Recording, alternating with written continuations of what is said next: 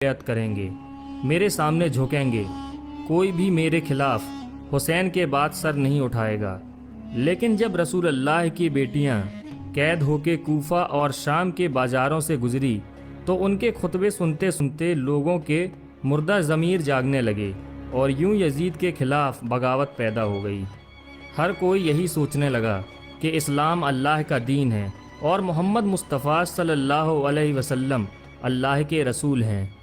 یہ خاندان اللہ کا محبوب ترین خاندان ہے۔ جس نے ان کے ساتھ ظلم کیا اسے بادشاہ کہنا سب سے بڑا گناہ ہوگا، اور یوں مدینے والوں نے یزید کی بیعت سے انکار کر دیا، اور پھر یزید نے مدینے پر حملہ کیا۔ تاریخ میں لکھا ہے کہ 3 دن تک یزید کی فوج نے مسجد نبوی میں اپنے گھوڑوں کو باندھ کر رکھا اور گھوڑوں کی لید سے منبر رسول اور ناموس کے ساتھ بے حرمتی کرتے رہے، اور یوں مکے سے بھی یزید کے خلاف بغاوت بڑھنے لگی۔ پھر یزید نے خانہ کعبہ پر حملہ کرنا شروع کر دیا اور خانہ کعبہ میں آگ لگا دی۔ ہر کوئی یزید کے اوپر لعنت کرنے لگا، دیکھتا تو اس کا سر قلم کروا دیتا۔ واقعہ کربلا کے کچھ ہی دنوں کے بعد یزید کی موت کا بھی وقت آ گیا تھا۔ 10 محرم الحرام 61 ہجری کو کربلا میں امام حسین رضی اللہ تعالی عنہ کا خون بہا کر یزید پلیت نے حکومت حاصل کی تھی۔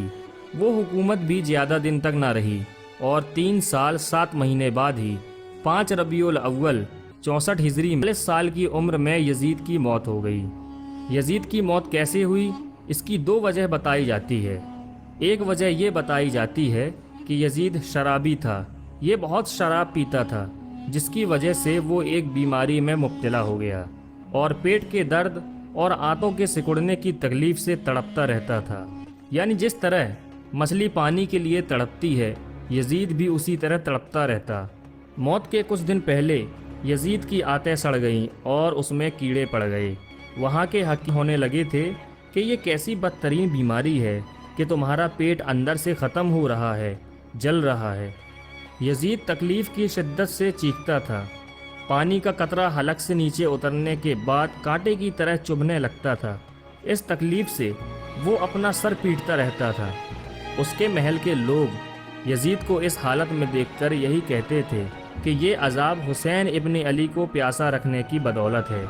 عجیب قہر الہی کی مار تھی، پانی کے بغیر بھی تڑپتا تھا اور پانی پی کر بھی چیختا تھا۔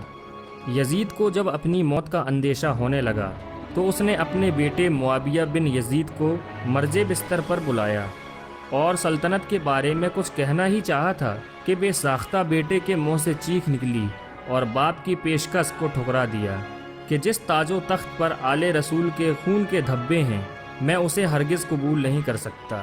خدا اس منحوس سلطنت کی وراثت سے مجھے ہمیشہ محروم، جس کی بنیاد نواسہ رسول کے خون پر رکھی گئی ہے۔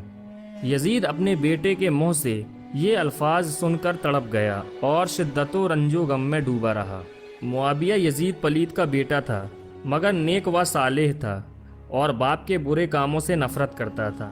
موت سے کچھ ہی دن پہلے یزید کی آنتیں سڑ گئیں اور اس میں کیڑے پڑ گئے۔ یزید سے اتنی گندی بدبو آتی تھی کہ کوئی بھی اس کے پاس نہیں جاتا تھا۔ یزید کو بہت قیمتی اور کئی قسم کے عطر بھی لگائے جاتے تھے، پھر بھی اس سے بدبو نہیں جاتی تھی۔ اگر کوئی حکیم بھی اس کے پاس آتا تو وہ بھی اپنی ناک اور منہ باندھ کر آتا۔ یزید کا پیٹ کیڑوں کا غذا بنتا جا رہا تھا، تکلیف کی شدت سے چیختا تھا۔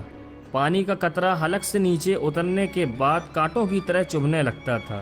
عجیب قہر الہی کی مار تھی کہ پانی کے بغیر بھی تڑپتا تھا اور پانی پا کر بھی چیختا تھا۔ آخر میں اسی درد کی شدت سے تڑپ تڑپ کر اس کی جان نکل گئی۔ اس کی لاش میں ایسی بھیانک بدبو آنے لگی تھی کہ اس کے قریب جانا مشکل ہو گیا تھا۔ جیسے تیسے اس کی لاش کو سپرد خاک کیا گیا۔ یزید کی موت کی ایک یہ بھی وجہ بتائی جاتی ہے کہ یزید کو شیروں کے شکار کا بہت شوق تھا۔ ایک مرتبہ یزید جب شکار کرنے کے لیے جنگل گیا تب اس کی نظر ایک عیسائی لڑکی کے اوپر پڑ گئی۔ وہ لڑکی بہت خوبصورت تھی۔ یزید اس لڑکی کا عاشق ہو گیا۔ یزید دوسرے دن بھی وہیں گیا اور تیسرے دن بھی وہیں گیا۔ اسی طرح اس نے اس کے مقام تک رسائی حاصل کر لی۔ یزید نے اس عیسائی لڑکی سے کہا، میں امیر شام ہوں، اس وقت میری ہی حکومت چل رہی ہے۔ عیسائی لڑکی نے سنا تھا کہ اس وقت جس کی حکومت چل رہی ہے اسی نے امام حسین رضی اللہ تعالی عنہ کا خون کروا دیا تھا۔ لڑکی سمجھ گئی، اس نے کہا ٹھیک ہے۔ پھر لڑکی نے یزید سے کہا تم ہی ہو جسے امیر شام کہا جاتا ہے؟ تو یزید نے کہا ہاں۔ پھر اس لڑکی نے پوچھا تمہارا ہی نام یزید ابن معاویہ ہے؟ یزید نے کہا ہاں۔ لڑکی نے کہا ٹھیک ہے، تم اپنے ساتھ مجھے محل لے چلو، میں چلنے کو تیار ہوں۔ لڑکی نے یزید سے کہا لیکن ایک شرط ہے کہ تم مجھے کل لینے آؤ، میں چلنے کے لیے تیار ہوں۔ یزید دوسرے دن شکار کرنے کے لیے روانہ ہو جاتا ہے اور وہ لڑکی بھی آ جاتی ہے۔ یزید لڑکی سے ملاقات کرتا ہے۔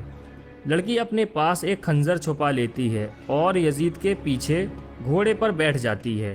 جب یزید بات کرتے ہوئے آگے بڑھا تو لڑکی نے بڑی ہی پھرتی سے خنجر نکالا اور خنجر نکالنے کے بعد یزید کے پیٹھ میں خنجر مار دیا۔ خنجر کا لگنا تھا کہ یزید گھوڑے سے نیچے گر گیا۔ پھر اس لڑکی نے دوبارہ پھرتی سے یزید کے خنجر مارا۔ یزید سنبھل نہ سکا اور اس لڑکی نے یزید کے اوپر کئی سارے وار کر کے یزید کو وہیں پر کاٹ کر رکھ دیا اور وہ لڑکی وہاں سے چلی گئی۔ یزید کی لاش کئی دنوں تک وہیں پڑی رہی۔ یزید کے ساتھی کافی دنوں کے بعد جب تلاشتے ہوئے اسی راستے پر پہنچے تو انہوں نے دیکھا کہ یزید کا جسم وہیں کٹا ہوا پڑا ہے۔